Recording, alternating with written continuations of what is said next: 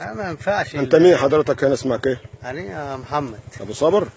ايه موضوع مرض الهباب الاسود ده؟ الموضوع ده زي ما تقول ماسك المنطقه كلها، هي اسماعيليه كلها. وان ما كانش تيجي من فوق مش هتنفع خالص. يعني انت يرش ازاي؟ يعني انت عايز رش من لازم يرتش من فوق، الحكومه نفسها تشوف لها حل في الهباب ده. رش اجباري يعني. اجباري لكن الرش الفردي ده ما بيجيبش نتيجه. لا الفردي ده ما يجيبش نتيجه، لا اصل واحد بيرش والثاني ما رشش فالمرض بيخش على الاثنين زي السرطان. ما ينفعش، ده سرطان ده. طب وانت شايف ايه الحل؟ يعني نعمل ايه في تفتيح؟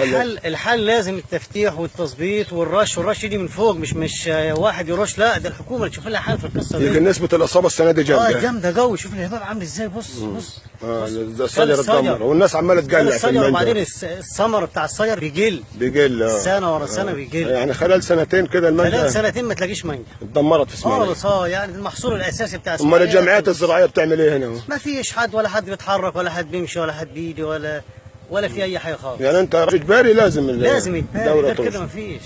احنا عايزين نشوف لنا حل في القصه دي. ماشي. سلام.